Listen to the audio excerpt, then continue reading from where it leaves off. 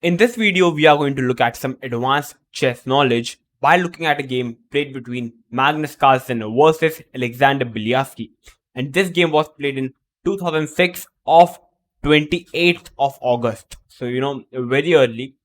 And this is the round number 9.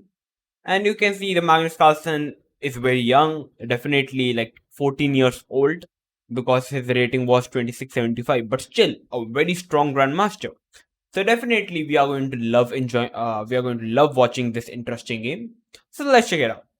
So Magnus Carlsen with the white pieces started out the game with 1 e4, and Alexander Bielski with the black pieces replied with e5. Knight f3, knight c6, bishop to b5, and we have the Ruy Lopez opening. a6, bishop a4, knight to f6. It's already a very standard stuff, large amount of theory. Castle, bishop to e7. If you try to capture the pawn on e4, I can play d4 in the position, and yeah, it's an equal position. After b5, we have bishop b3, we have d5, we have de5, and after bishop e6, it's an equal position after c3. So we have bishop to e7 by black, d3, d6, c3. Magnus is preparing to play d4 in the future, having a very nice center. Black castle, knight d2, knight to d7, and now we have bishop to c2. The reason black played knight to d7 is it creates options for black to play f5 in the future, and also black can also play bishop to f6, which was played in the game. And after bishop f6, the idea is to stop this d4 idea from the white side, because now black 3 pieces is covering the d4 square. So we have knight to c4 by Magnus. Knight e7.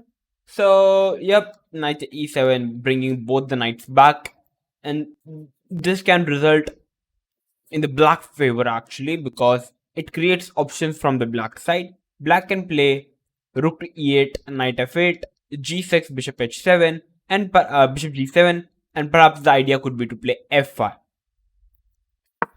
We have knight to e3. So the most ideal square for the knight is on f5.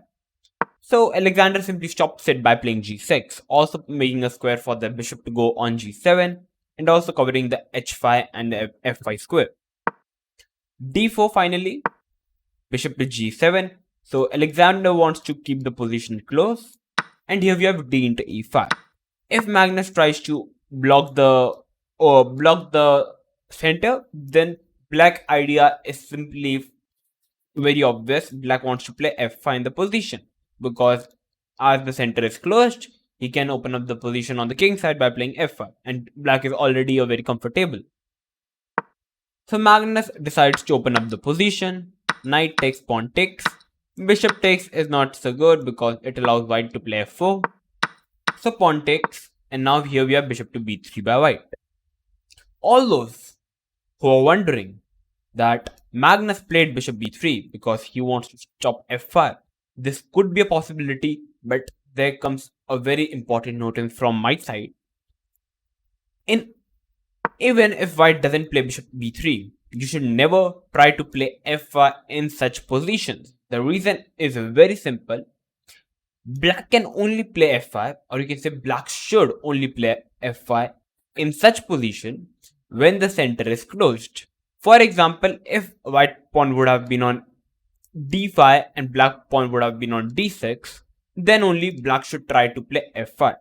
As you know that there is no pawn on the d file, so if you try to play f5 in the position, the center is simply open up, and black king is simply going to be very weak because because the center is open. So it's never, if you ever think of such ideas like the center is open, don't play at all that move, because that move is going to cause many problems in your chess games. Even it feels like it's a good move, it is always going to come with some bad position from your side. So after d into e5, we have bishop b3, bishop to d7 by black. So black is developing the pieces, and here we have knight to g4 by Magnus. And here white is simply aiming for knight to h6 check, and we don't want to give up the knight. We don't want to give up the bishop for the knight, and because white would have simply the dark squares control, and it would already be better for white. So here's my first question. Feel free to pause the video and try to find the best move from the black side. Okay, so I think you must have had a great deep thought, and you must have came up with the move king to h8, a fantastic move played by Alexander. You see, white wants to play knight h6 check, and at that point, if you try to move the king, I can simply go for capturing the pawn on f7. For example, let's make a random move like a5. I can simply play now knight to h6 check. You don't want to take the knight with the bishop because now dark squares is simply controlled by the white, and white can simply come up with queen f3, queen f6, and threatening a mate on g7. And in this position, if you try to play king h8, then your f7 pawn is simply falling, and after takes, white is simply an exchange up and winning the game. This is what happens if you try to make a random move. So Alexander played a very nice move. He played king h8 because you can't play something like bishop e6, because after bishop e6, fe6, your center is already very bad. I can play queen b3 and I'm simply better in the position. And if you try to play something like bishop to e8, I can simply play in this position. I can simply trade the queens on the board, and I can play bishop to g5, pinning up the knight and the rook. The best move is to play rook d7, protecting the knight, but now I can simply bring another rook for a rook trade. You have to trade the rook, and after you play something like knight c8, you want to play knight d6. I can simply play knight f6 check, and you can't move the king first of all because after takes, bishop takes, it's winning for white. And if you try to capture the knight, I'm simply having the bishop pair. Dark squares are already very weak, very comfortable for white. So this is the whole variation.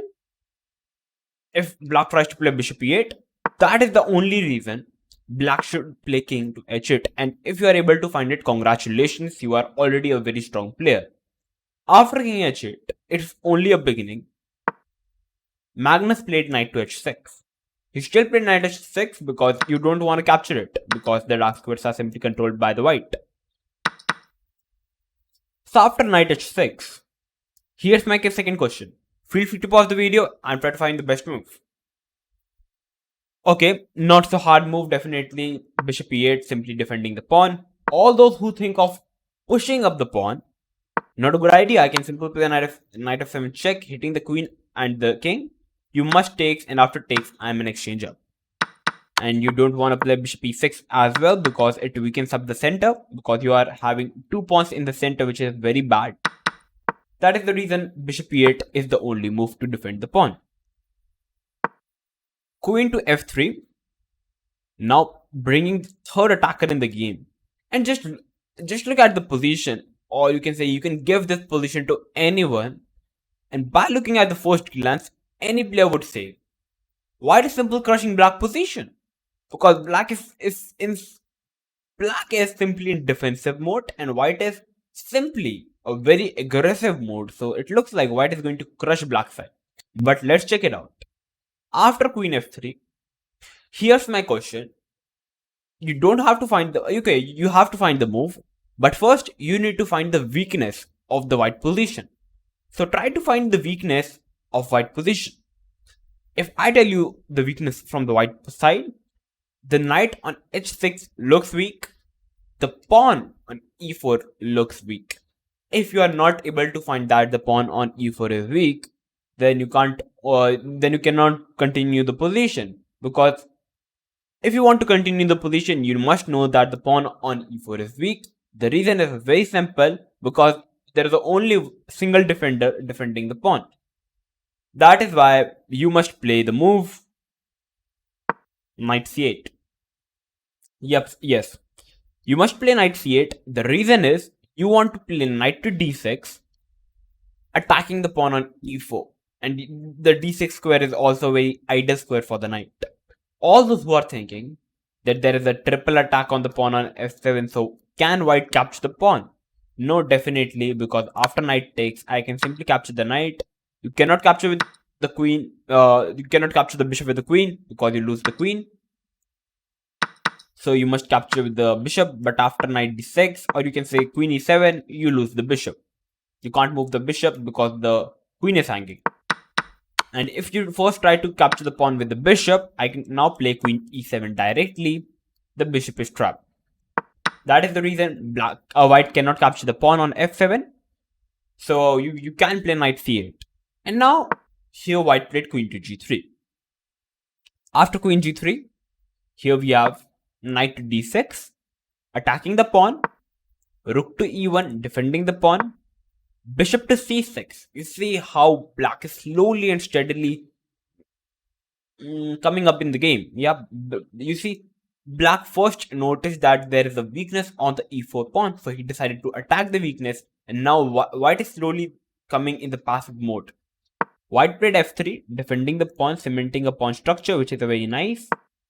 Queen e7, knight to g4, rook 8 to e8, bringing the last piece into the game, knight to e3, and here black finally decided to open up the position with f5. You see, if you try to play f5 in early stage while you have the rook on a8, it is not a good idea. First, if you want to play something like f5 in the position, when the position is like open, then you first bring all pieces into the game, then only go for opening up the position with f5, because now everything is protecting each other. Every piece is developed, so there is no problem. After f5, white decided to play knight to d5. Here, if you try to capture the knight, then after bishop into d5, the bishop is extremely very strong. So capturing the bishop doesn't make any sense because the bishop on c6 is doing a very nice job putting pressure on the pawn on e4 as on the knight on d5. So black played queen to d7. And here white played queen h4. And here's my question. Here comes the advanced knowledge step, you can say, because from here on you need an advanced level, not the basic level of knowledge in chess. But here, if you only have the advanced knowledge of chess, then only you can able to continue the position, because the combination is of like a 4 to 5 moves from the black side, and the moves which was played in the game requires a very high deep knowledge. At first glance it looks like this position is perhaps equal, but after playing a couple of moves you will get to know that black is simply have a perfect play in the position. So feel free to pause the video and try to find the best combination of moves from the black side in the position. Okay, definitely very hard. If you are able to find it, you are already having a very bright chess future, because if you first let's start from the scratch. First, it looks like I want to open up the f file. Okay, because the rooks are stronger on the f file, which is a basic idea. So I'm going to first capture the pawn on e4. And here you must capture the pawn with the pawn, because there is nothing else. So you can see first I opened up the rook file. Second, you see, as we know that the bishop pair is much stronger in the open position. But currently there is a pawn on e5 and e4. So if I able to, you can say, remove this knight and keep the bishop pair, and if I able to trade the bishops, then the position would be bishop versus knight. And as we know that it is not an open position, the center is blocked, the knight is much better. So what I need to do is, I want to eliminate the knight and I want to eliminate the bishop. So first, I'm going to capture the knight. White captures it back, because if you try to capture with the pawn, it doesn't make any sense, because you are making your own bishop bad and you are also giving me a pass pawn. So bishop takes, and now comes bishop to f6. A very high, a deep knowledge, you can say bishop f6. I'm first hitting your queen. You must be thinking that how black can trade the white black bishop. I'm going to show you. Queen g3, first c6, hitting the bishop, bishop goes back, and now comes bishop to d8. Fantastic move by black. The idea of playing bishop d8 in the position is, as we know that the dark diagonal from the a7 to the g1 is extremely weak, and black wants to control that diagonal. So black played bishop d8. Idea is to play bishop to b6 check. And in this position, if you try to play bishop e3, I can simply go and capture the pawn on e4. So you cannot play bishop to e3 in the position. So Magnus played queen to d3, pinning up the knight. And now comes bishop to b6 check. And here, if white plays bishop to e3, then you are more than happy because you wanted to trade the bishops. You can simply trade the bishops. And here the knight is already much superior than the bishop. The reason is very simple. The center is closed. You are having the opposite pawn compared to the bishop. The bishop is of white squares and you are having the dark square pawn. And you already know that the knight works much better in a closed position than the bishop. The bishops are better in the open position, but it's a closed position because of the two center pawns. Yeah, and this position is already better for black. You can play queen e7, move the queen from this pin, and you can then simply move the knight and you are better. So white is not going to play bishop e3 because he don't want to trade the bishops. He want to keep the bishop pair, yeah? So white played king to h1 in the game. And now come queen to g4 by black. And here black is already planning to play rook f2, a very deadly move in the position. White played bishop to e3 in the position. Yeah, because rook f2 was already very deadly for white, because there is simply a mate hanging on g2, or perhaps you can say there comes another sacrifice in the position. Because for example, if you try to play something a random move like a4, I can actually even go for capturing this pawn on e4, because you cannot capture because after queen trade there is a mate hanging on f1. That is the reason white played bishop e3, because he wants to open his another rook.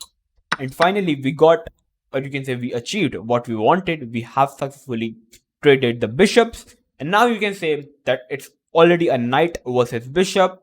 It's a close position. The knight works much better. It's much easier for black to play it's much easier for black to play the position. Although engine says that black is slightly better in the position, but from the human minds, black is already completely better, because knight is much better with the bishop compared to the bishop. And you know that the queen and the knight works much better than queen and the bishop. Already very huge amount of advantage. And here comes rook to f4 by black. Okay, bishop to d1, queen to g5, and you can say now it's all formality.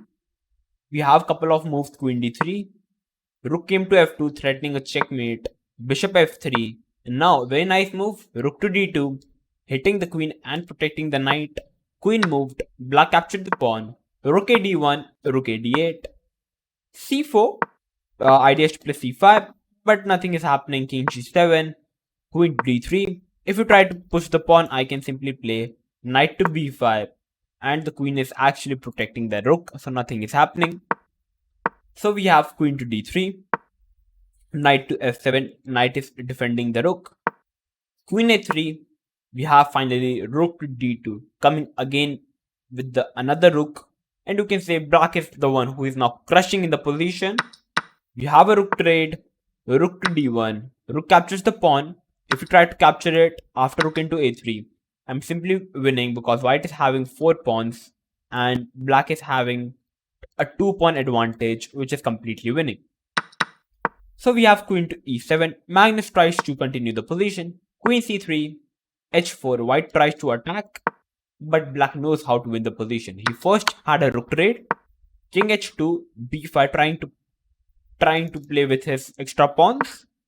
Pawn push, queen to c1, pawn push, b4, bishop to g4, check, king comes, king h6, check, king g5, check, queen f6, queen d7. You can't trade the queens because black is 2 pawn up. So queen d7, king h6, pawn takes, check, queen f4, and on the move number 56, after playing queen f4, white decided to resign the position. The reason is very simple. First of all, you don't want to trade the queens. You are having 2 pawns. And if you try to capture like this pawn, it's a 5 move mate. Knight g5 check, king comes, queen f2 check, pawn push, check, takes, and it's mate.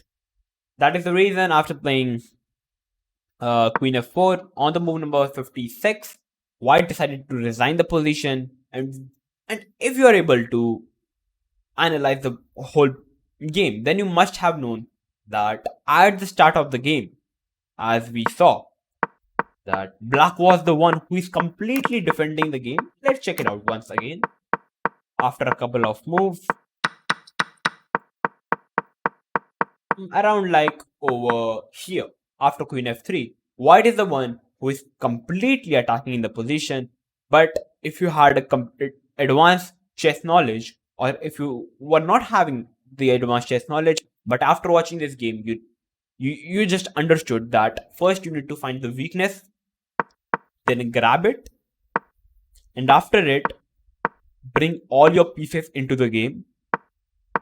And after you reach a position where you think that many things can happen, it's a complicated position, then look for the position that you want. I know that if I can simply capture the pawn, I first have the open rook file. Second, as I know that the center is close, I want to have a knight against the bishop in the end game. So I'm first going to eliminate the knight. And then as we know that white is having the bishop pair, and I want to trade the bishop pair. So first I played c6, took control of the dark squares, and force him to trade the dark square bishop. And after it is just a matter of time that black simply converted the game. Alexander simply crushed Magnus Carlsen like a child, although he was 14 years old, but it was a fantastic game played by Alexander Bielski. And if you are able to got some advanced chess knowledge, then make sure to like the video and make sure to share this video with everyone, because this chess advanced knowledge many players do not have.